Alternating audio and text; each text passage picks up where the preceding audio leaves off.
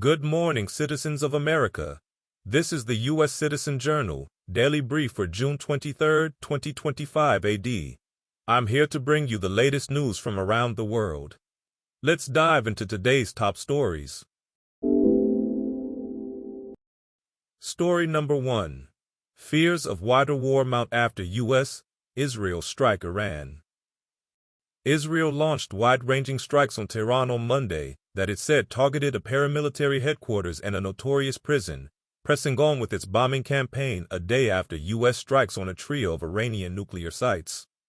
The new barrage, which Israel's military spokesman said was focused on command centers of the powerful Revolutionary Guards, came as Iran fired salvos of missiles that sent Israelis to huddle in shelters. As damage from the latest strikes was still becoming clear, world leaders called on both sides to ease their attacks, even as President Trump's decision to join Israel's campaign against Iranian nuclear sites raised fears that the war would escalate. American military and intelligence officials detected potential signs that Iran-backed militias were preparing to attack American bases in Iraq and possibly Syria. Iranian officials appear to be weighing their options for retaliation against the United States.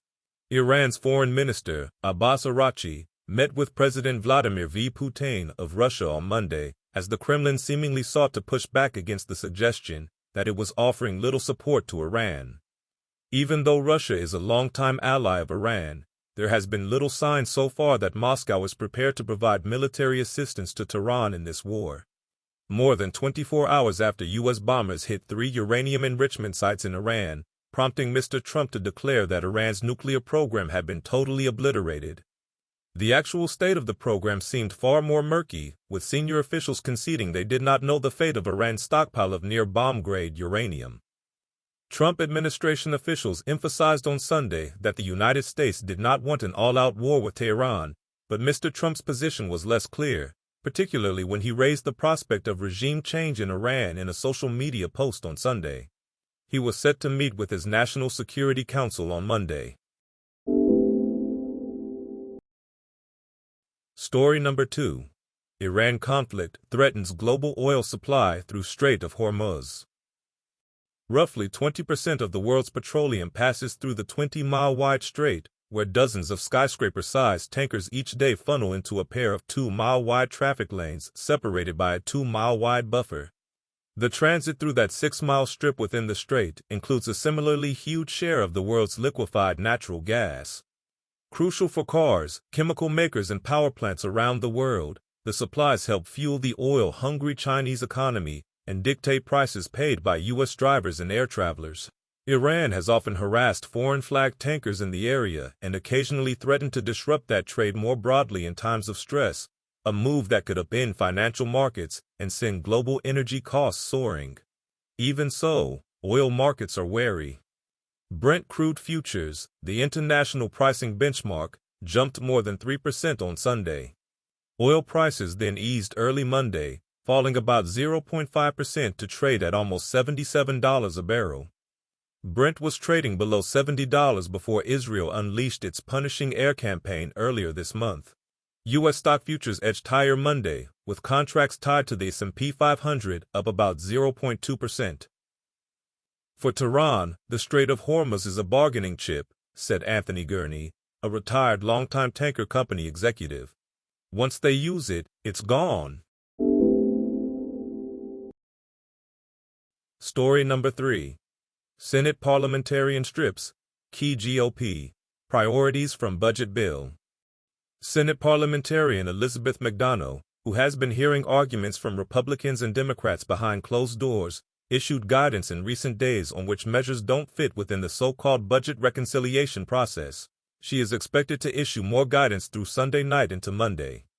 Under budget reconciliation, provisions have to be primarily related to the budget to be eligible for a simple majority vote, rather than the 60 votes typically required in the Senate.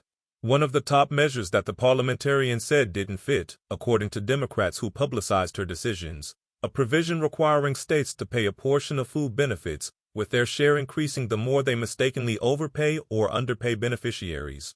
It isn't clear if Republicans plan to rework the measure to try to accommodate the parliamentarian's guidance.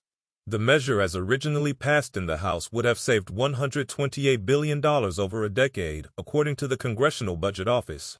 While the Senate scaled back the House cuts, it didn't entirely eliminate them. The parliamentarian said a provision barring people living in the country illegally from receiving nutrition assistance didn't conform to the requirements of the budget reconciliation process. She also struck out a measure that would have required plaintiffs to post potentially enormous bonds when asking courts to issue preliminary injunctions or imposing temporary restraining orders against the federal government. She said a provision that would reduce the Consumer Financial Protection Bureau's funding to zero didn't qualify for reconciliation.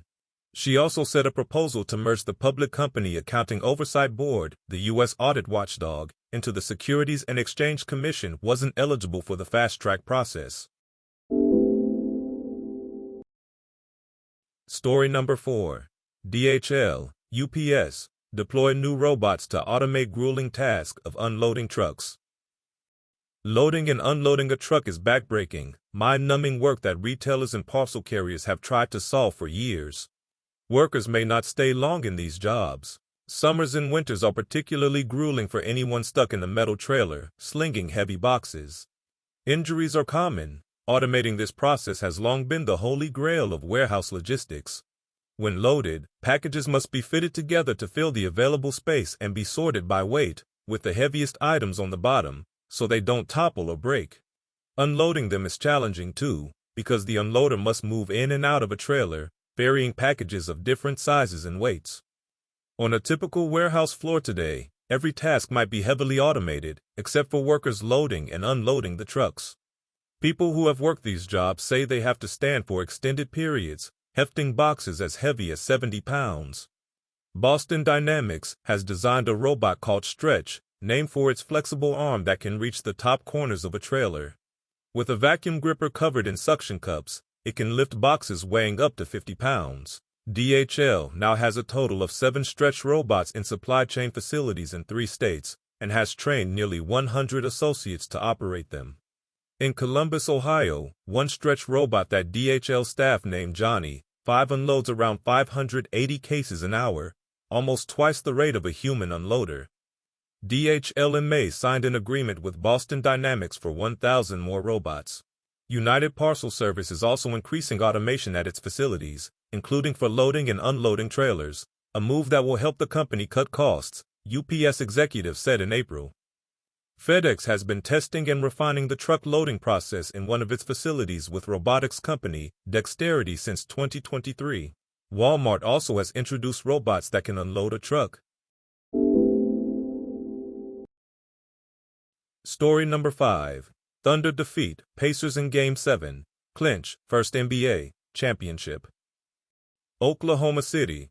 For the first time, the urgent, deafening, non-stop OKC chants rained down on the NBA's champions. The Oklahoma City Thunder defeated the Indiana Pacers 103-91 in Game 7 of the NBA Finals on Sunday night at Paycom Center, clinching its first NBA championship since it relocated from Seattle in 2008. Guard Shai Gilgeous-Alexander finished with a game-high 29 points to go with 12 assists and became the first player to be named regular season MVP and Finals MVP in the same season since LeBron James in 2013. On this day in history, June 23, 1868, Christopher Latham Scholes patents the QWERTY typewriter, revolutionizing communication. His first version was cobbled together using an old table, a circular piece of glass, a telegraph key, and piano wire. That's all for today's brief. Join us again tomorrow for more news and updates. This show was produced by Greg Lovin, wishing you a great day ahead. Please follow and rate us on Apple Podcasts or Spotify. It helps other listeners find us. Stay informed and ad astra per astra. Small town.